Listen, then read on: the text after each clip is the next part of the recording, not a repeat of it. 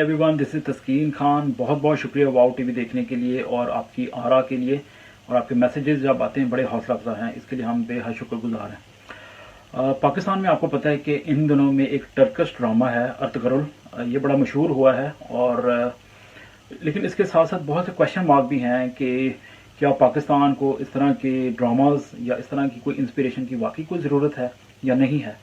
और पाकिस्तान की जो क्रिश्चियन कम्युनिटी है या अकलीतें हैं, खासतौर पर क्रिश्चियन कम्युनिटी में इसलिए कहा क्योंकि अगर आप इस ड्रामे के क्लिप्स देखें तो सलीबी जंगों की तर्ज पे ये जो किरदार है अर्तुगरुल खान, ये मसीहों के साथ जंग लड़ रहा है और जो इसके मुखालफिन हैं उन्होंने वो जो इबा पहनी हुई, ये ज़रब बख्तर जो पहनी हुई उसके पीछे क्रॉस बनी हुई है। तो एक अजीब सा ट्रेंड जो है वो सामने आया और इस तरह की चीज़ें हमने अमूमन नहीं देखी।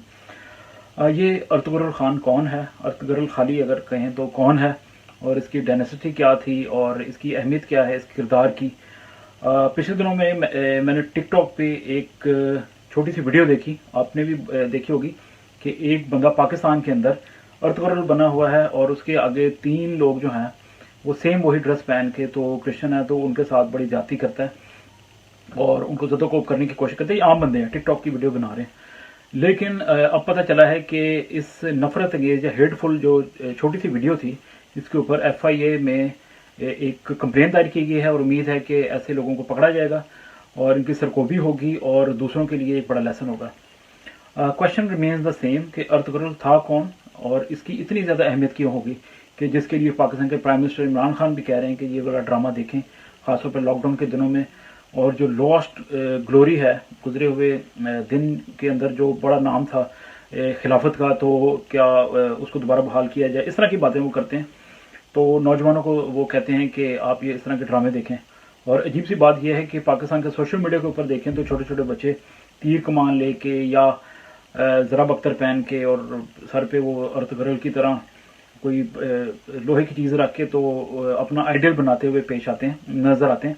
और ये ड्रामा जो है बड़ी पॉपुलैरिटी हासिल कर रहा है पाकिस्तान के अंदर। खिलाफत उस्मानिया उसका ये किरदार था, या सल्तनत उस्मानिया पहले आएगी, क्योंकि सल्तनत और खिलाफत के अंदर थोड़ा सा फ़र्क है। सल्तनत तो कोई भी बादशाह हो सकती है और खिलाफत जो होती है कि जो इस्लामी हिस्ट्री है उसके अंदर जो खलीफा थे वो जिस जिस दौर में भी रहे वो खिलाफत का हिस्सा रहे, इस वजह से खलीफाओं की वजह से उसको खिलाफत कहा जाता है। तो थोड़ा सा कोशिश करूंगा कि मुख्तसरन आपको एक हिस्ट्री बता दूं कि आपको पता है कि रसूल अरबी की ज़िंदगी के बाद खिलाफत का सिलसिला शुरू हुआ था और खुलफा राशिदीन जो पहले 4 खलीफा थे उनको खुलफा राशिदीन कहा जाता है। अबू बकर सिद्दीक, उनका 2 साल का टेन्योर था 632 से लेकर 634 तक, ये ईसवी सन की ये बात है। इसके बाद उमर बिन खिताब जो थे उनका 634 से 644 यानी 10 साल, और उस्मान बिन अफान 644 यानी 644 से 656 12 साल, और उसके बाद अली बिन अबी तालिब ये 656 से लेकर 661 तक सिर्फ 5 साल खलीफा रहे। और ये जो खुलफा राशिदीन थे 4 मेन, इनके जाने के बाद हसन बिन अली जो अली के साहबजादे थे, नवासे रसूल भी थे, और 661 से लेकर 670 तक 9 साल तक इनकी खिलाफत रही, इनकी हुकूमत रही। और उनके जाने के बाद हम 4 बड़ी डायनेसिटीज देखते हैं, अदवार देखते हैं खिलाफत के। पहला जो था वो था ये हसन बिन अली के जाने के बाद, वो था खिलाफत बनु उमैया, और इनका जो दौर इक़्तिदार था वो 661 से लेकर 750 तक रहा। 91 बरस हुकूमत या खिलाफत रही।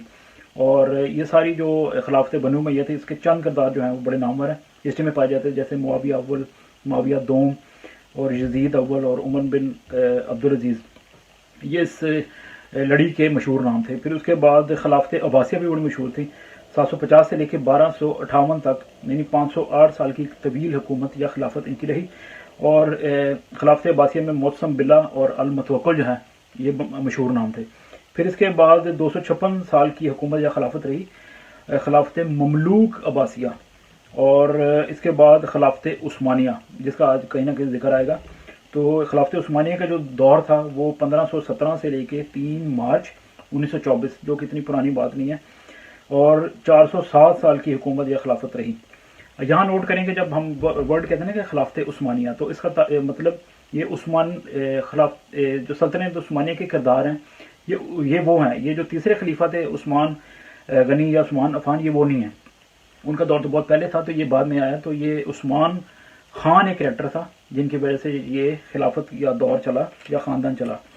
تو اس کے بعد جب 1924 میں یہ خلافت ختم ہوئی، آپ کو پتہ ہے کہ ان دنوں میں برے صغیر کے اندر پاکستان تب تو نہیں تھا، لیکن جو ایک ہندوستان تھا اس کے اندر چند ان دنوں میں چونکہ جنگ عظیم اول بھی چل رہی تھی، تو انڈین مسلم موومنٹ یا خلافت موومنٹ جو بڑی مشہور ہوئی تھی، جس کے چند کردار شوکت علی، مولانا محمد علی جوہر اور حکیم اجمل خان اور ابوالکلام آزاد تھے. تو یہ چاہتے تھے کہ یہ خلافت جو ہے یہ سلسلہ چلتا رہے، بحال ہو، یہ کسی طریقے سے ختم نہ ہو. لیکن 1924 میں پتہ ہے کہ مصطفیٰ کمال اتا ترک نے جب ترکی کے اوپر حکومت قائم کی اور جمہوری ٹرکی کو قائم کیا، تو اس کے ساتھ یہ خلافت ختم ہوگی.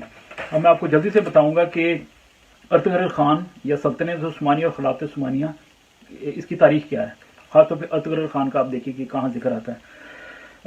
نوٹ کر لیں کہ سلطنت اور خلافت میں فرق ہے. میں نے پہلے بھی عرض کیا، سلطنت ایک کسی بھی حکومت کی بادشاہ ہو سکتی ہے، اور خلافت جو ہے وہ بالکل ڈفرینٹ چیز ہے. سلطنت عثمانیہ کی بنیاد جو ہے یہ عثمان خان نے 1299 یعنی 1299 میں رکھی، اور عثمان خان کے والد کا نام تھا ارطغرل خان. پھر یاد رہے کہ عثمان خان جنہوں نے یہ ڈائناسٹی شروع کی، ان کے والد کا نام تھا ارطغرل خان. یہ لوگ غازی کے نام سے اپنا لقب استعمال کرتے تھے، یعنی کہ اپنے نام کے آخر میں غازی لگاتے تھے. تو یہ ڈرامہ بھی ہے، تو آپ کو پتہ ہے نا ارطغرل غازی کے نام سے ایسے چل رہا ہے. تو عثمان خان کا تعلق خانہ بدوش ٹرکش خانہ بدوش جو قبیلے تھے ان میں سے ایک قبیلے میں سے تھا. اور یہ قبیلہ جو تھے، جو ان کے ٹرائبس تھے، یہ وسطی ایشیا اور ایران میں آباد تھے. اور عثمان خان کے دادا یعنی کہ ارطغرل خان کے والد کا نام سلمان شاہ تھا. سلمان شاہ جو تھے یہ ان کا ایک بڑا دور نظر آتا ہے تھرو آؤٹ. میں جب آپ کو بتاؤں گا تو آپ کو پتہ چلے گا کہ سلمان شاہ نے خراسان سے آرمینیا ہجرت کی، اور اس ہجرت کی وجہ یہ تھی کہ منگول جو تھے وہ اس ایریا میں اس وقت چھائے ہوئے تھے اور فتوحات کر رہے تھے، اس وجہ سے ان کو مائگریٹ ہونا پڑا. اور سلمان شاہ آرمینیا کے سرحد پر ایک چھوٹی سی ریاست بنانے میں کامیاب ہو گئے. اس دور میں انہوں نے ایک اپنا ایک قبیلہ جو تھا اس کے ساتھ مل کے ایک چھوٹی سی ریاست بنائی، ترکان غز. تو اس کے خود امیر بن گئے یا سربراہ بن گئے. ٹھیک ہے جی. تو سلمان شاہ کو اس وقت اہمیت ملی جب اس دور میں سلجوق بھی ایک سلطنت تھی. عثمانیہ سلطنت تو بعد میں آئی نا. تو سلجوق جو سلطنت تھی اس کا ایک علاقہ تھا کونیا. تو وہاں کا بادشاہ تھا علاؤدین کیکباد. یہ بھی آپ نے شاید سنا ہوگا، بڑا مشہور نام ہے ہسٹری میں اس ایریا کے حوالے سے. تو منگول جب کیکباد کی حکومت کو فتح کرنے آئے یا اس کی ریاست کو فتح کرنے آئے، تو سلمان جو شاہ تھا اس نے اپنے بیٹے ارطغرل خان کو 500 سپاہی دے کے تو کیکباد کی ہیلپ کرنے کے لیے بھیجا منگولوں کے خلاف، اور خود بھی ایک بڑی فوج لے کے، جو ان کی اپنی فوج تھی وہ لے کے، تو سلمان شاہ وہاں پہنچ گئے کیکباد کی ہیلپ کرنے کو. اور حیرت انگیز طور پہ منگولوں کو اس پسپائی کا سامنا کرنا پڑا، یعنی کہ شکست کا سامنا کرنا پڑا. تو علاؤدین کیکباد نے بڑا متاثر ہو کے سلمان شاہ کو اپنی فوج کا سپہ سالار بنا دیا. اور کیونکہ غیر متوقع جو ایک والنٹیرلی ایک مدد جو سلمان شاہ نے کی تھی کیکباد کی، اس کی وجہ سے اس جنگ کا پاسا پلٹ گیا تھا. اور علاؤدین کیکباد نے اس مدد سے متاثر ہو کے سلمان شاہ کے بیٹے ارطغرل خان کو انگورا، جسے آج کل انکرا کہتے ہیں، جو ترکی کا دارالحکومت ہے، اس کے قریب ایک بڑی جاگیر بھی دے دی جو بیزنٹائن امپائر کے بالکل سرحد کے اوپر واقع تھی. بیزنٹائن امپائر جو ہے وہ بھی آپ نے حصے میں پڑھی ہوگی. تو ارطغرل خان نے اس جاگیر کے قریب بیزنٹائن امپائر سے کچھ علاقے چھین کے اپنی ریاست کو وسعت دے دی، یعنی کہ جو اس کو گفٹ میں ملی تھی. تو اسی اسنا میں سلمان شاہ کا انتقال ہوا، تو ارطغرل خان کو اپنے قبیلے کا، یعنی کہ اپنے باپ دادا کا جو قبیلہ تھا اس کا سربراہ بنا دیا گیا. تو اس دور میں سلجوق جو گورنمنٹ تھی وہ تنزلی کا شکار ہو رہی تھی، بہت چھوٹی چھوٹی ریاستوں میں بٹی ہوئی تھی. اور منگول پھر بعد میں ان کی اتنی پرواہ نہیں کرتے، کیونکہ منگولز کو ان چھوٹی چھوٹی بٹی ہوئی ریاستوں سے کوئی خطرہ نہیں تھا. تو اس کے بعد ارطغرل خان کی وفات 1278 میں ہوگی، 1278 میں.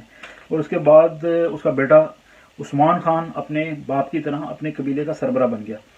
تو یہ جو کونیا کا حکمران تھا علاؤدین کیکباد، جو سلجوق سلطنت کا حصہ تھا، اس کے بیٹے غیاث الدین کیکسرو نے عثمان خان کو، یاد رہے ارطغرل خان کے بیٹے عثمان خان کو، اپنی فوج کا سپہ سالار بنایا، اور ساتھ ہی اپنی بیٹی کی شادی بھی اس سے کروا دی. تو ظاہر ہے اس طرح جب بیٹی کی شادی ہوتی ہے تو بہت سی چیزیں جو ہیں وہ داماد کو منتقل ہو جاتی ہیں. اس شادی کی وجہ سے سلجوق جو سلطنت تھی وہ ایک طرح سے عثمان خان کو منتقل ہوگی. ارطغرل خان کا بیٹا عثمان خان اس کو منتقل ہوگی.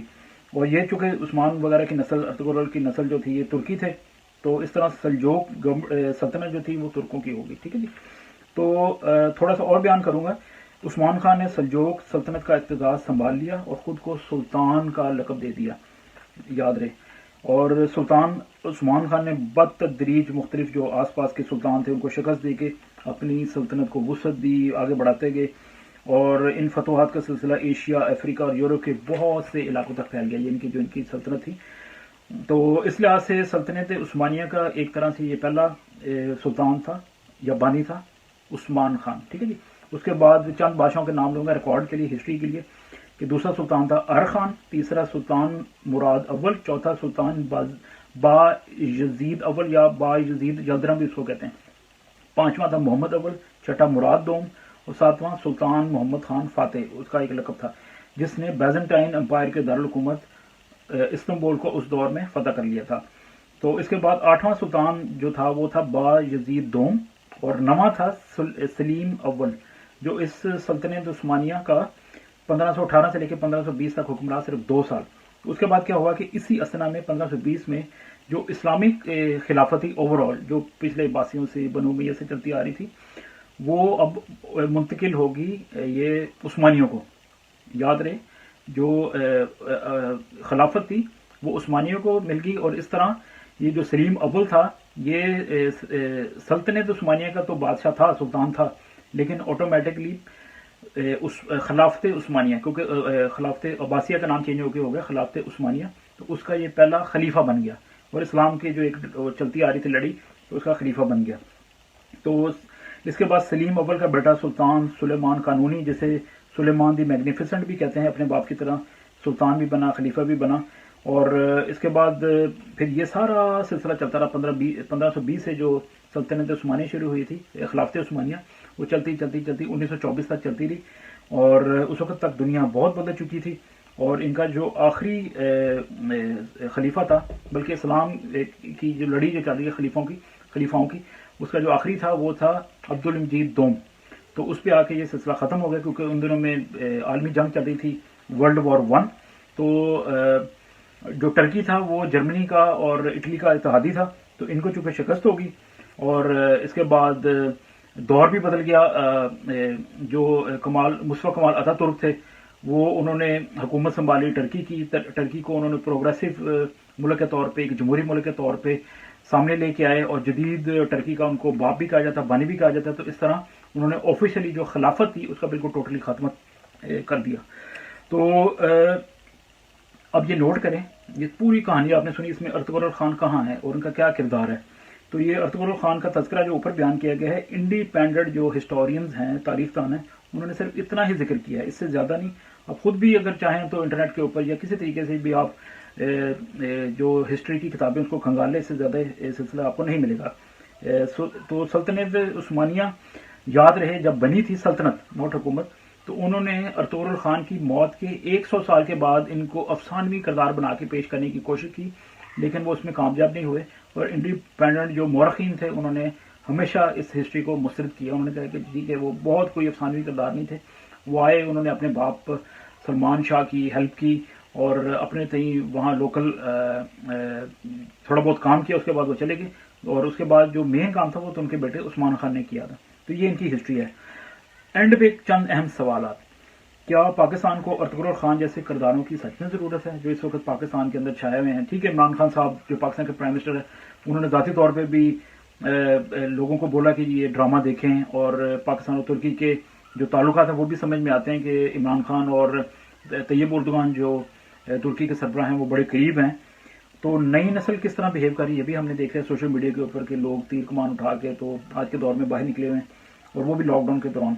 اور اس کے علاوہ کیا خلافت کا ریوائول عمران خان چاہتے ہیں کہ اس طرح دوبارہ ہو جائے, کہ اگر لوگوں کو اپنی ہسٹری پتہ چل جائے, تو یہ بھی دیکھنا ہوگا کہ کس حد تک وہ کامیاب ہوتے ہیں. آخر پہ میرا یہ کنسرن ہے کہ خدا نہ خواستہ کہیں پاکستان کے مسیحیوں کو کوئی پرابلم نہ ہو, اور میری دعا بھی ہے, ایمان بھی ہے کہ نہیں ہوگا. بس یہ ایک تشویش ہے انسانی جو دل میں آتی ہے, کہ خدا کرے کہ اس طرح کی کوئی مس بہیو نہ ہو, جس طرح کی یہ ٹک ٹاک پہ ویڈیو دیکھی تھی, اور نوجوانوں کے جو دل ہیں وہ کلیئر رہیں. تو خدا مند ایسے کریں. تو یہ ایک مختصر ہسٹری تھی, اس کو اپنے طور پہ آپ شیئر بھی کریں.